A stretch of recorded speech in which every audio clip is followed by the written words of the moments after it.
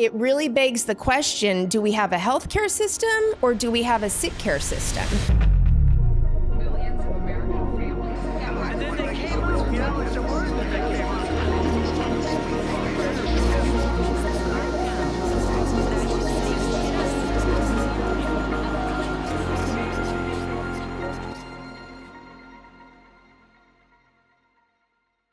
Hello, and welcome to the Missing Piece podcast. My name is Danielle Griffiths, and I am here with my phenomenal co-host, Brooke Benevento. How are we doing today, Brooke?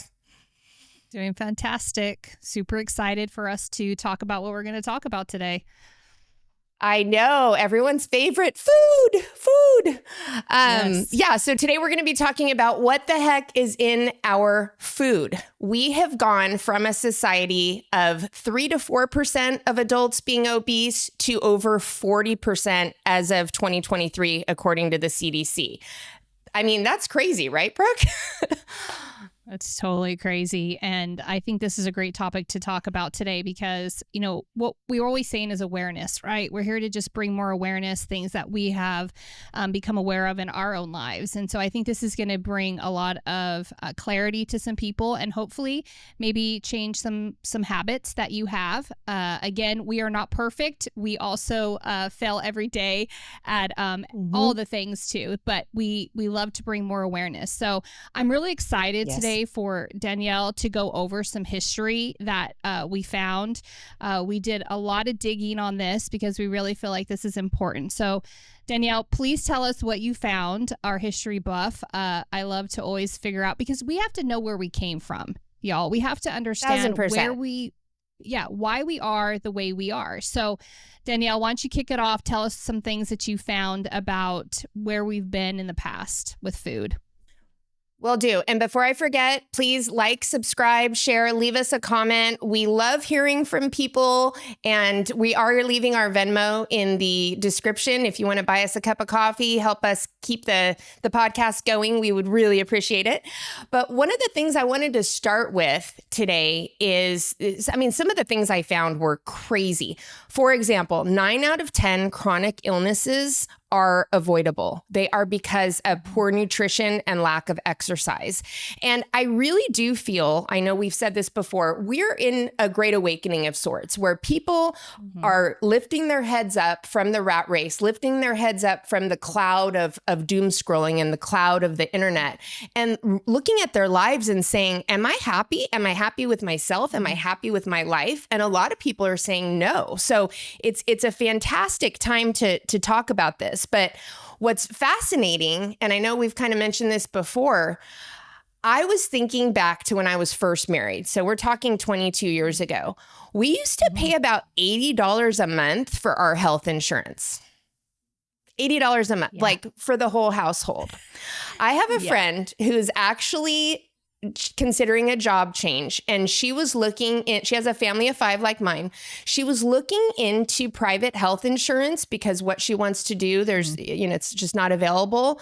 For her family of 5 in California, the cheapest policy she could find was $2,100 a month, and that had like a $13,000 deductible, up to, comparable to what she has now, $5,200 a month.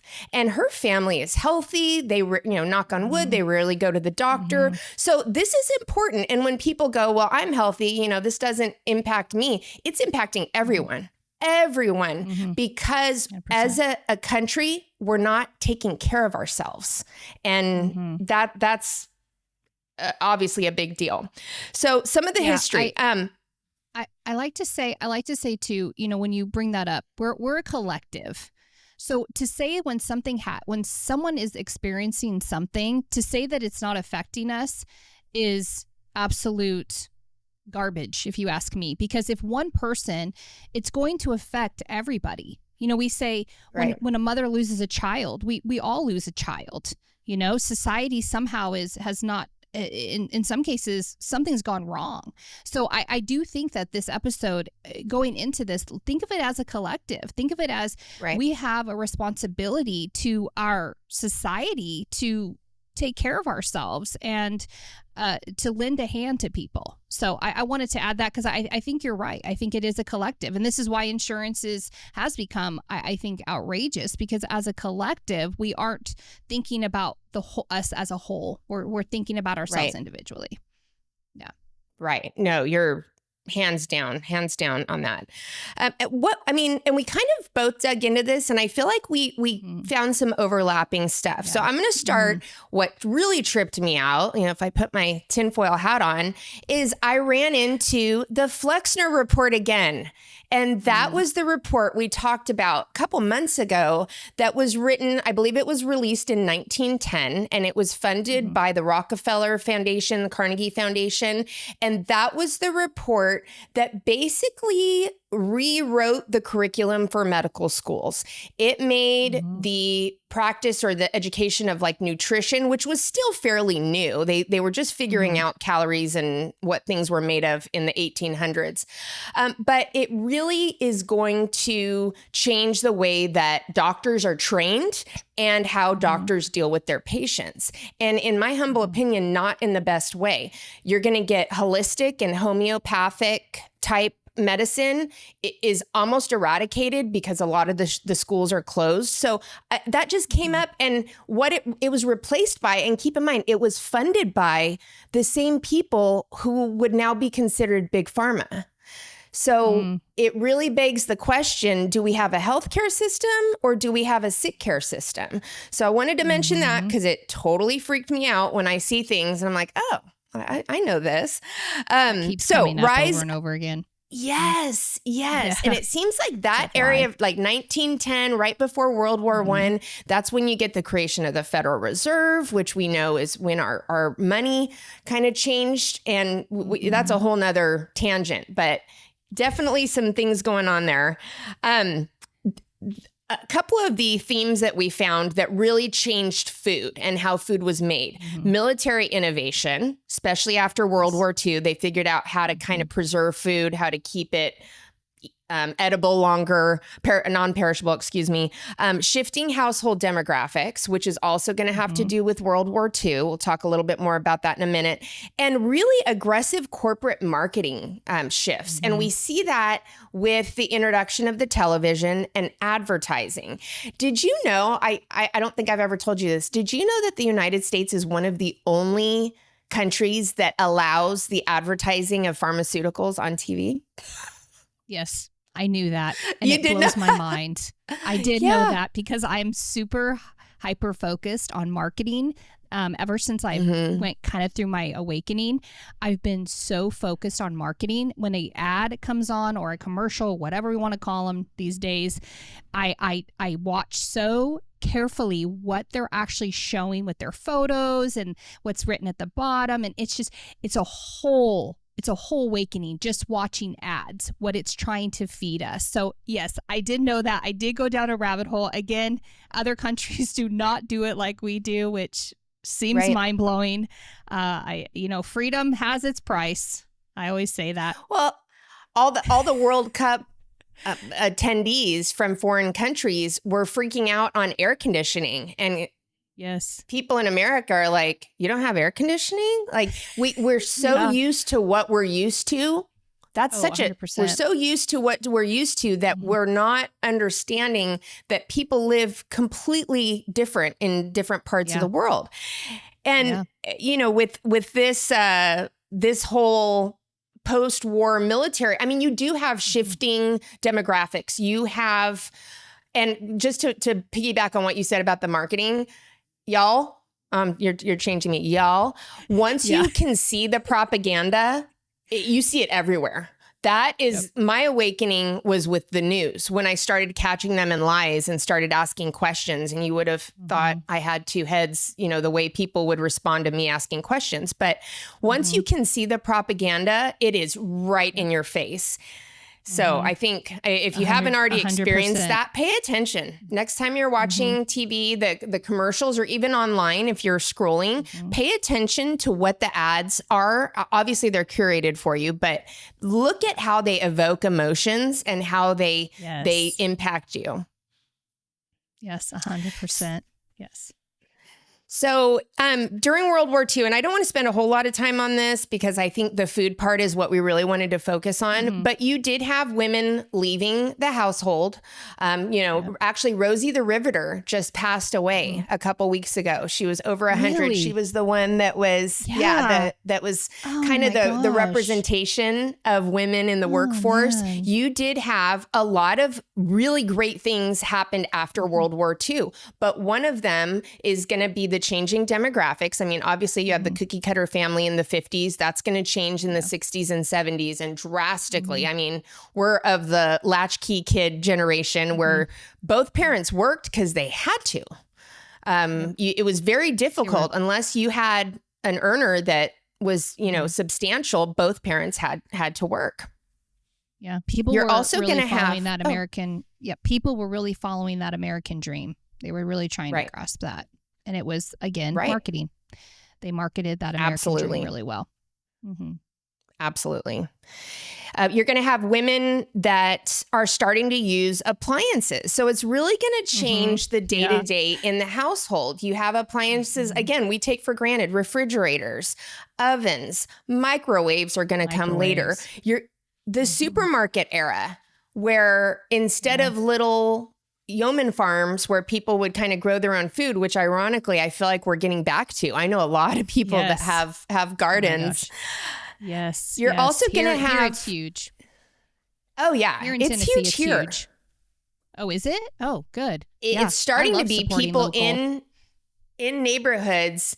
I know family members of mine that have chickens, and we don't live out in the country. We live in a suburban area, but they have eggs like crazy. One of my sisters has several chickens. And what's crazy that I learned is when you have your eggs coming that way, you don't refrigerate them.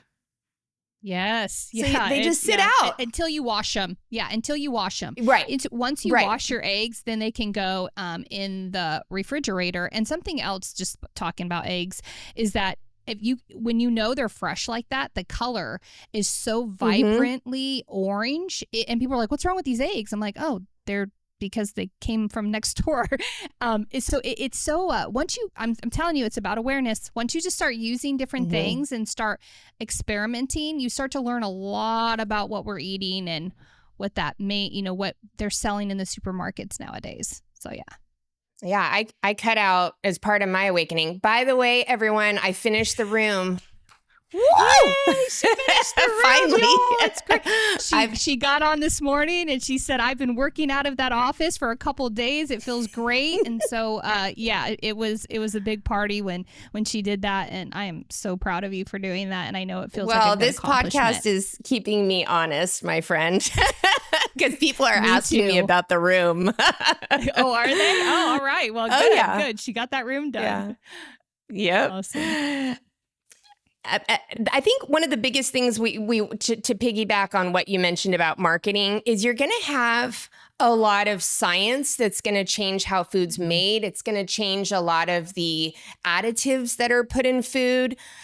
It's going to really, I think the easiest way to describe it is you kind of move away from home cooked meals and into more packaged food, a lot of preservatives, like the TV dinners, and it's all about convenience, convenience. And I think alongside the shifts in the food and what we're consuming is going to also be changing how we look at fitness. I mean, in the 50s and 60s, the presidential fitness test, which I remember those darn pull-ups, that was what always keep me from the podium. I could not do pull-ups to save my life. I could run, I could do sit-ups, even push-ups, but pull-ups. Yeah. Forget it. And then my husband gets up and he's doing like muscle ups and I'm like, nah. Of course. But men always have that upper body. Us women have that lower body. So they can have it. Yeah. I did think it was really interesting. I did not realize that the presidential fitness test was actually replaced in, it was under Obama, and it was replaced with the quote unquote non-competitive presidential youth fitness program, which focused on personal health tracking instead of pure comparison. And that was the case up until a year ago. In 2025, it was reinstated by the Trump administration almost exactly a year ago. So I thought that was interesting because you always see the videos of teenagers in the 50s and they're doing like military training. I drive by high schools now and I see a lot of kids, and I'm not making fun. It's just an observation, but they're walking the track. It makes me wonder what is being asked of our young people. Yeah. And I think it's also, we go back to social heredity. What are we being taught, about our food, about working out, about exercising, keeping our bodies healthy. Our bodies is a system, and it has to be ran like that. It needs to be kept at a certain caliber. I've realized this in the past. If anyone follows me on Facebook or Instagram, I mean, I go to Burn Boot Camp. I have a goal of working out 250 times this year. It seems like a lot, and it is, but a lot of this is also your mental health. I stay fit because my mental health is very important to me. And I know that if I don't, I can kind of get into this kind of feeling, and this keeps my mind going. And that's why I have chose to go to Burn. And whether you choose to go to Burn or Planet Fitness or, wherever you want to go, or walk, just walk or maybe try, running a little bit. I mean, we all don't have the same abilities, but getting our blood moving is so important also for our mind. And I'm a mindset coach, so of course I'm going to talk about that. But yeah, I mean, I do think that the whole comparison thing in school was rough to go through. It was very competitive. And I think that if we can just continue to educate our kids on food and calories, and, when we taught our youngest about calories, like how did it actually work and how many calories you should go in and out, he really started to go to places and look at, if we were somewhere, he'd be like, what are the calories in this? He'd go, oh my gosh, there's 3,000 calories in this. Like that's my whole day of calories right now. And he would make a better decision. He was educated enough to make a better decision. And that's the thing. We have to give our kids the information, let them make those decisions, and also, be an example of that. And say, hey, I'm not going to get that because it is too many calories. It's not good for my heart. It's not good for my body. It's not always about the way you look. It's about not having heart disease or diabetes or things like this. So a lot of awareness needs to be happening first with the parents and then the kids watching. And so I think it's important that we, in school, we really start to understand, hey, we do have to have some awareness and start maybe teaching our kids this, because sometimes at home we don't always get it. Speaking of awareness, I know we're going to mention a couple apps later at the end of the episode, but when I started tracking what I was eating, it wasn't just about calories. There were things that I legitimately thought were healthy that were horrible for me. I think I've mentioned the salad that I used to get every Thursday, and I thought it's a salad. It's healthy. What I found is that healthy salad was about 1,000 calories, and almost 700 of those calories was from the dressing I was choosing. I changed the dressing. Like, it's just those little, and again, it's about awareness. Now, one thing I did find that made my blood boil a little bit, and I'm sure there are people out there that are more versed on this than I am, but PFAs. Have you ever heard of PFAs? They're called like forever chemicals. No, I had not heard about this. I hadn't either, but I went down a rabbit hole, very, very concerning. So PFAs, and I'm going to try to pronounce this, perfluorooctanoic acid. I probably butchered that, but it was invented by the 3M company during World War II, and then DuPont invented Teflon, which I have heard of Teflon. It's like the non-stick coatings, the stain-resistant materials. Well, in Europe, a lot of these common additives and preservatives, I'm going to read a couple of them. Again, you can make fun of me for how I pronounce these, but potassium bromate. Thank you. Potassium bromate allowed in the United States, in Europe, banned. And mm-hmm. BHA, butylated hydroxyanilazole, allowed in the United States. Europe, banned. Brominated vegetable oil. The fact that we can't even say these. Oh, yeah. Oh, wait till we get to the labels. Yeah, I mean, come on, Supercalifragilisticexpialidocious. And then here is one little bright. The artificial food dyes, especially like red, yellow, they are allowed in the United States. In Europe, they're either banned or they have very obvious warning labels. And so it begs the question, and this makes sense to me because whenever my children that are now young adults, when they were in high school, I remember they would always say that students would go abroad and just eat, and they'd come back 20 pounds lighter. And it really makes you wonder, why are they able to do that? Why are people able to go on vacation in Italy, drink wine, eat bread and cheese, and somehow come back feeling great and being lighter? Yeah. This actually happened. My husband and my youngest went to Italy for a week. And now, don't get me wrong, they did walk a lot, which I think is part of it too, is that because they walk more than they take cars and buses and things like that, transportation. But they came home saying, Mom, the food tastes different. He's like, one, it's the best pizza I've ever had in Italy. However, he's like, it just tasted different. You didn't have like this full sensation of overly full sensation after you were done eating. He said it just was so different. Came back, they both had lost like 5 pounds each. And that's when he really started to ask questions like, what's going on here? I was like, oh, it's the chemicals in our food. There are chemicals in there that keep us bloated. And so, yeah, I mean, firsthand, this actually happened to our family. And so it is true what Danielle is talking about here is that it does happen. And it's absolutely mind blowing. And I personally don't know why we need all of this stuff in our food. So, yeah. My family's we're going to see Still Pulse, the reggae band. And when I was mentioning this topic to my husband, he was saying, oh, you need to listen to Wild Goose Chase by Still Pulse. And I listened to it. Keep in mind, this was written in the 80s. But I wrote down some of the lyrics. What's wrong with the people? Chemicals in the food to control the population. Intentions to build a plastic nation. Again, this is a reggae band from 50 plus years ago that was warning about this back then. It just blows my mind. Yes, it does. So this is where we're going to talk about the government intervention in the food supply. So a guy named Wilbur Atwater is actually he was the guy I was talking about in the 1800s that basically got hired. He started breaking down what a calorie was, what is in our food, how our systems work.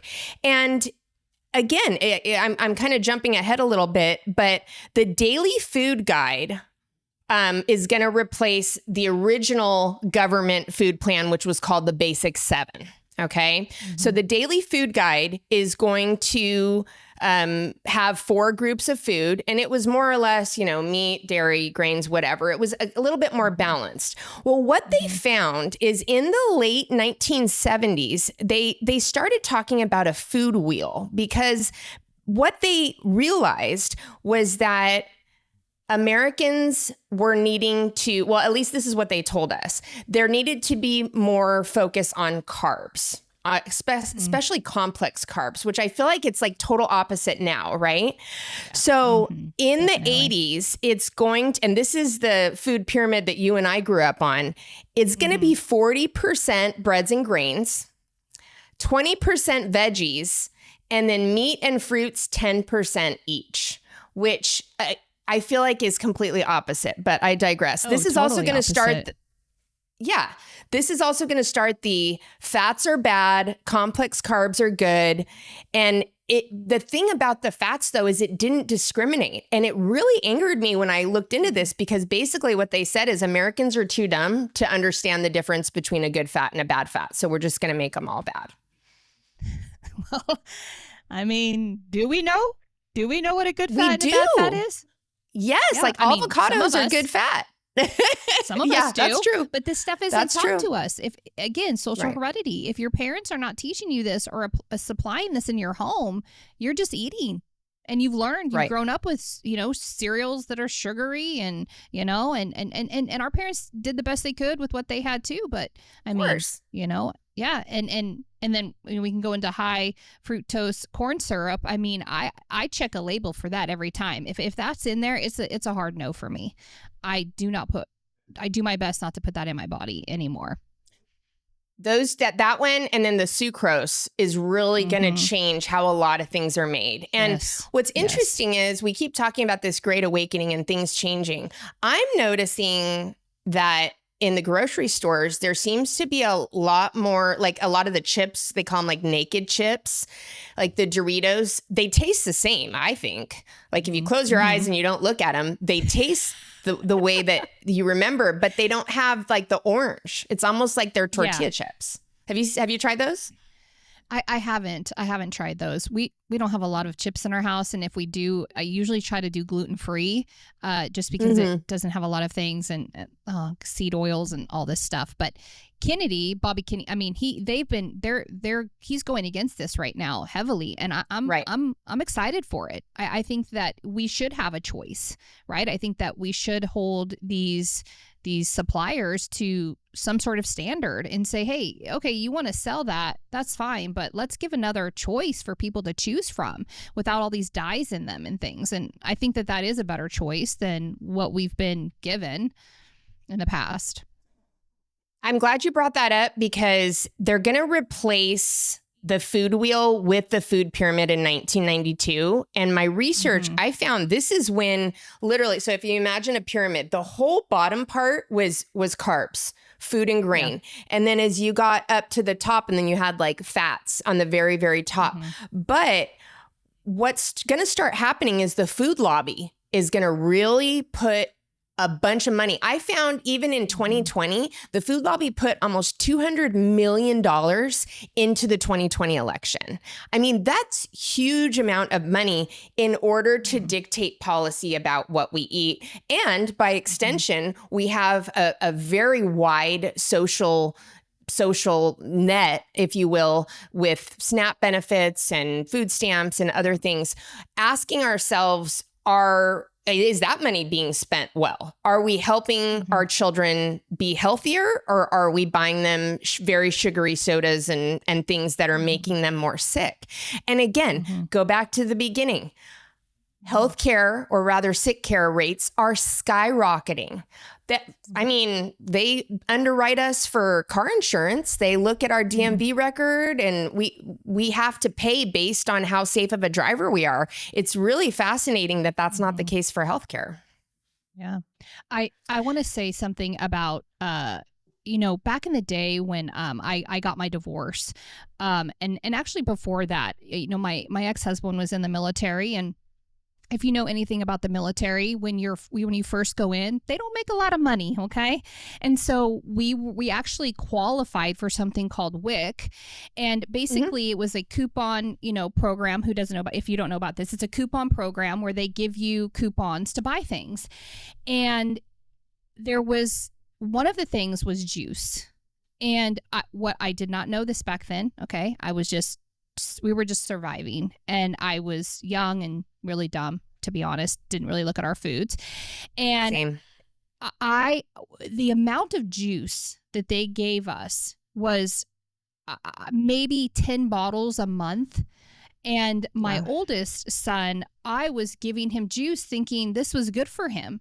And when my second one came along, I realized my firstborn is literally addicted to juice. He can't even, at some point he didn't even want to drink water without a little bit of juice in there, right? And I thought, this doesn't seem right. And so my second born, I was like, you know what? I'm just going to give him water. Like, I'm not going to give him juice. I'm going to see what happens. And I will tell you that my firstborn, I think, is a little more. He's kind of more of a sugar nut. And my second and third, they really do enjoy water. And so we also, and I say this because what is the government giving our kids, or even when they do need help? Hey, if you need help, go get it. If you need food stamps, you need WIC, go get it. It's okay. But what is the government giving us to supply for our children? Why don't we give, if maybe instead of tap water, we supply bottled water, instead of juice, or, you're even going to talk about, oatmeal, instant oatmeal. The stuff that is in this stuff that the government is allowing us to give our kids, it's not correct. And I think that is something that I think, right now Kennedy is looking at and is trying to make a drastic move in that. And so just from my own experience, I have experienced that. And I'm saying, turn it over, read the labels, understand, like really do your research and look at what is in this. Like, what does this physically do to my children, and what habits am I creating for them? And so I wanted to share that because, I don't know that they have our best interests at heart all the time. Absolutely. And that's hard to swallow. I think it was Ronald Reagan that said the scariest sentence is, I'm here from the government and I'm here to help. Like, government is not the solution. In many cases, government is the problem. And so I think that's why watching, and I would really encourage people, I know politics is like the last thing most people want to talk about, and I completely understand that, but I would encourage people to talk about policies. Don't talk about people or parties. Talk about policies, because what I see right now, as someone who has been fascinated with politics and history for most of my life, is people just want to attack, and the names being called on both sides are the same. Block out all that noise and let's save our nation. Let's talk about policies. So I've had people say, I'm not a Republican. I don't want to talk about make America healthy again. What does being in any party have to do with our children being healthy? And so I would just really encourage people to think about that. And there is, a conspiracy theory.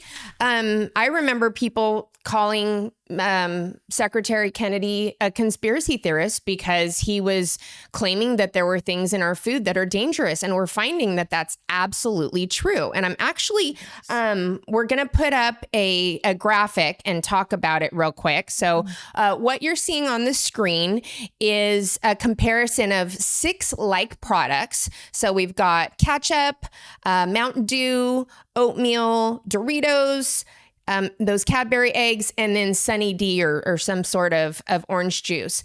And I know that the text is probably pretty small, but I want you to notice the ingredient lists. So if you're looking at each picture, the one on the left is the American version, and then the one on the right is the UK or United Kingdom, also known as Britain or England, is that version. And in most cases, it is significantly a shorter list of the products that are sold in Europe, especially, I don't know if I was the only one that noticed this, the ketchup and the oatmeal. It was like less than half. And the question is why? I have an idea. I think that the food lobby and the amount of money that is put into the campaign accounts of our politicians has something to do with it and has something to do with how they vote. I like the saying that politicians should be like race car drivers and have like the logos of who's funding them on their outfits, so we know.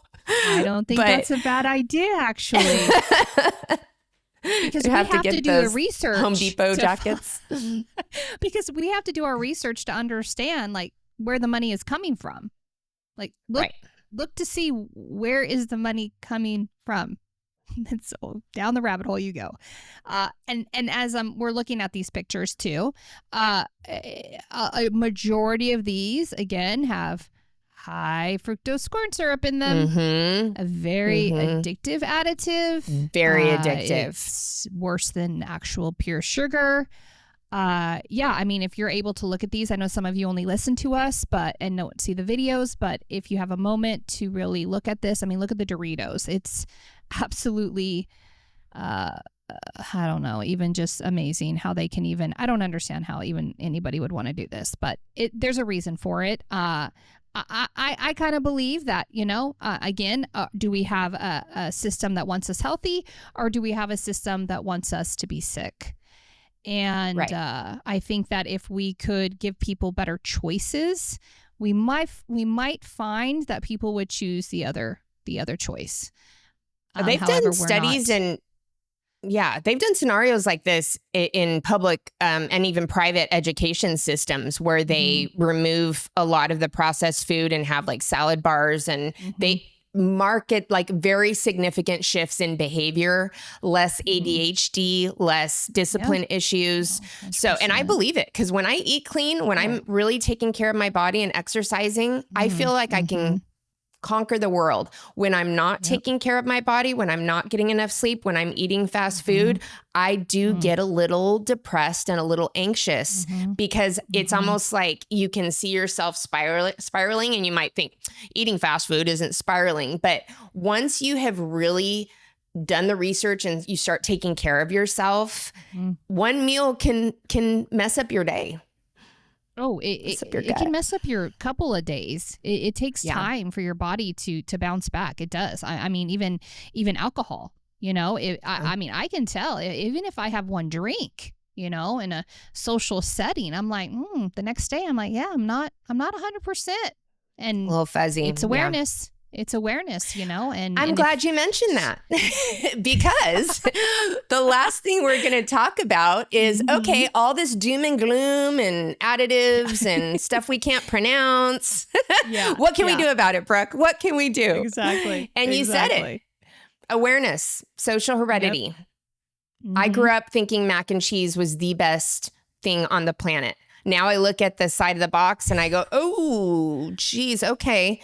But I do have a solution, and it's a free app, and it is called the YUCA app. At least that's how I pronounce it. It's YUKA. On the iPhone, it's a little white box with a carrot. Oh my gosh, this has changed our lives, because you can search. You all need to try this, because I'm not joking. My husband and one of our sons went, and we're trying to find what the healthiest energy drink was. And you can scan a label and it'll pop up. It gives it a score out of 100. And what I really love about it, two things. One, it'll show how many additives are in it, and you can click on it and it'll go into detail. This is what's really dangerous. This is what's okay, whatever. But in addition to all that, if you scroll down, it'll give you better options. Oh, I love that. So if you have a food that you're used to buying, and I'm going to be honest here, there was a certain pasta sauce, a 4-cheese, I won't mention the label, but 4-cheese pasta sauce that I found out was the worst one. And all I did was switch to a different flavor, and it went from like a score of 10, which is poor, to a score of like 70. But it's such a great app. It is free. And I got some emails once I signed up, and they were saying, look, we're trying to help make America a healthier place, and this is how you do it. And it does have the ability, you can scan anything and it'll pop up. I think it has some of the like different toiletries, like certain lotions, but really makeups, things like that. Yeah, that's I am using Formless by Jenny McCarthy. It's doesn't have all the additives and the mascara, and I really like it. I really like it. Good. Yeah. I think when you start to go down this rabbit hole, you're going to find out a lot of things about what we're putting on our body, in our body, and what we're around. I don't really shop big store anymore, because I shop at a different store now, just because it's more, I feel more wellness, and I like where those products are coming from and what's in them. We all can choose whatever we want to. I just think reading, starting to really educate yourself and ask, like, what is this? I mean, even in your makeup, your lotion, I mean, what are we putting on our skin? It's in our bodies. Don't get me started on microplastics. That's a whole nother thing. But I have heard one natural way to detox, like just daily, is to sweat. Oh, yeah. Figure out how to sweat. Chasing your kids around, run to the mailbox, do something, because the reason we sweat, it's in part to cool down our body, but we also get rid of toxins in a couple different ways. So try to work up a sweat. I mean, do 10 burpees. That'll get you sweating. Oh, shoot. Oh my gosh, don't get me started on that. I'm gonna be honest with you. I'd rather do a burpee than run. So that's just me though. Yeah, I don't like running. I try to walk fast and tell myself it's running. 100%. Now, Yes. I like to try to leave people with a light at the end of the tunnel. I definitely think things are on the upswing. So if you think of our world as a pendulum, we hit rock bottom in the last few years, I would argue. But this is what the Great Awakening is it's taking it to the other side. And obesity rates have actually dropped in the last 18 months by about 3%. People are waking up. People are, and you don't need a fancy gym membership or a fancy app to have self-awareness and social awareness. It's right there for you. Yeah, 100%. And I think that, if you can't do this for yourself, maybe think about doing it for your kids. They are watching you and they are modeling you and they're becoming you. And that's a lot of responsibility. And the more that you become aware, the more your children become aware and the more that they ask questions. And so if this is, and listen, this is not always easy to change. Right. This is a habit. What we eat is habitual. I mean, it's also a lot about, emotional eating and things like that. And so just the awareness of, maybe ask yourself, why am I eating this? Why am I eating it? And if I understand that maybe this isn't the greatest for me, choose the next best thing. It has, there's better, there's best, and there's okay, and if you're in the okay, choose a little bit better, choose a little bit, maybe less. Don't go back for seconds, things like that. There's small little things that you can do. We don't need to do everything at once either. That can always set us back. Little micro changes slowly Gradual. Is usually how, as how you get a lot of a change in your life. And so just small little things, just even becoming aware is so huge and ask yourself really, like, why am I eating this? Am I even enjoying this? Does this making me feel good? Like, these are really questions that you can, self-reflect on.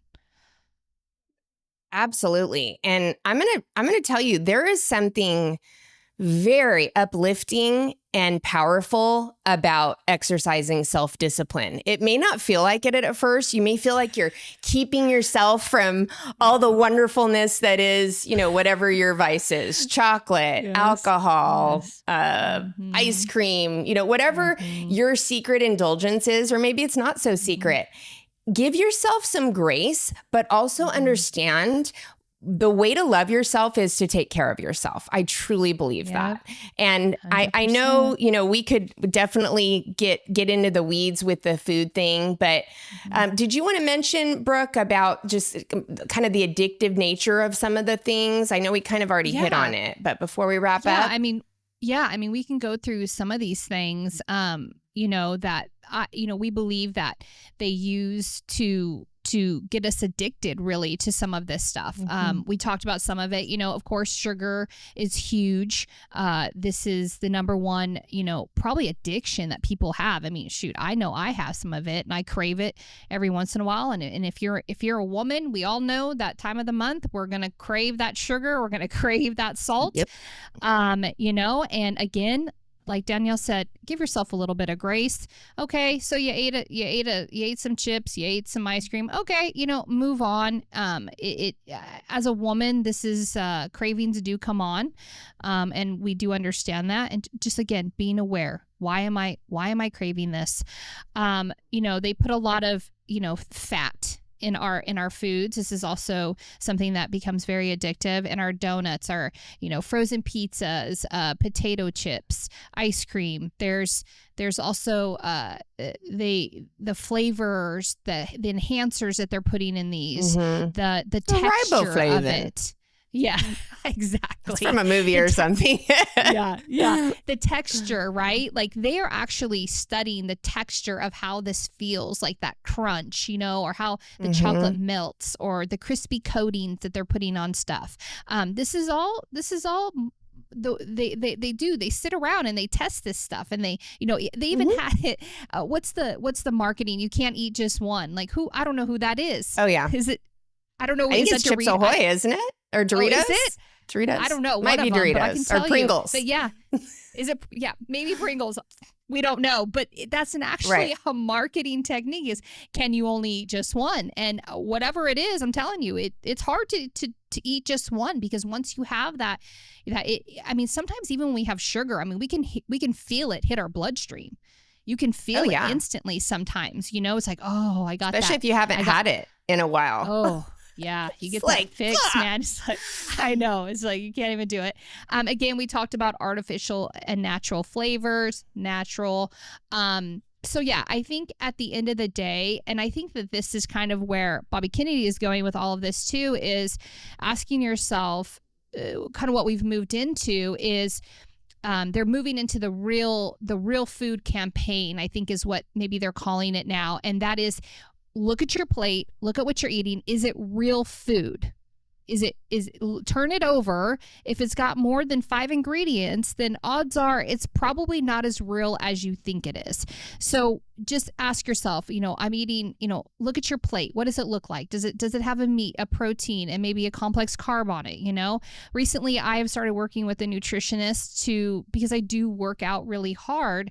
I have realized that I have to fuel my body. What we're eating is your fuel. Okay. When you go to the gas station and you fill up your car with gasoline, that's to keep it running. And so we have to look at food as the same way. What am I putting in? Right? Are we putting junk in? Are we putting, the wrong kind of gasoline into our systems? And so is this what I'm holding? Is this even real? And we can go also into the meats nowadays. What is it even made out of? And things like this. Okay. Really study this and ask yourself, am I getting this? Am I getting this meat even sourced from a reputable place? Because sometimes you look at meat nowadays and you're like, is that meat even real? I know that a lot of people. I just had a flashback from high school, Brooke. And I remember we were at lunch, and there was a certain fast food chain. I'm not going to mention the name because I don't want to get sued, but we saw them unloading meat. And I remember someone said, does that say grade F meat? We were like, whoa. And I did remember so distinctly because I didn't know there was a grade F. Fake. I thought grade A, like maybe B. Yeah. I think F might be for fake. I don't know, but this is actually happening, y'all. It's really happening. The stuff that, and like we said, there are big people that are really pushing this fake meat on us, and so just really look at your stuff. Where are you getting it from? Wash your fruits and vegetables. Just really get a good cleaner. I put a cleaner on my vegetables all the time. Every time I clean them with this certain solution. If you want it, ask us. I'll send you the link. But clean your veggies. Okay, they're good for you. Yes, they do. Some of them do have pesticides on them. I'm not going to lie about that. Wash them really well. So yeah, these are just some things that we can really start to do to keep our bodies healthy. Cancer is on the rise, and if you think that it's not from the food and the environment that you're in, well, you might want to study it a little bit more, because it's all about the environment. Yeah, they are. Yeah, the Amish are, man, they are rocking it right now. I'm telling you, we have so many around here. They could not find one instance of diagnosed autism in the Amish community. Oh. And then there was this big deal a while back. They found one, and then they found out the child had actually come from a non-Amish family and had, certain. And so, who knows? We don't know the correlation. There's a lot of theories, but we don't exactly know the correlation. But what we do know is that certain childhood issues, and obviously being overweight and obese, has skyrocketed in the last few decades. We need to change course. we're really glad that you, was there anything else you wanted to add before we wrap this up, good. Brooke? Yeah, I think we've given a lot of awareness today. And Hope so. again, if anyone has any questions, they want us to talk about any topics that maybe we've already talked about and you want us to go a little bit deeper, you want us to bring on some educators or whatever it is, please, let us know. And you can email us anytime. And we really appreciate everybody watching us and listening in. And we hope that you're enjoying it as much as we are. And and if you would like to, like Danielle says, buy us a coffee, support the podcast, we would greatly appreciate that. It does take a lot to keep this going, and we just want to continue. And just to clarify, we're not going to go buy a cup of coffee with that money. We're going to use it to keep funding the podcast. But I have had some. Yeah, I've had some people say, Danielle, I love your podcast, you and Brooke. I love listening. Some people tell me they listen on the way to work. They listen while they're getting ready. They watch while they're cooking. And they said, how can I support you? And I said, honestly, even little donations help so much. So please comment, subscribe. We're having so much fun. And almost every day I hear from someone that says something you or Brooke said really hit me. That's why we're doing this. And it's been very amazing. Yeah. All right, y'all. We'll see you all next time. Bye-bye. Bye.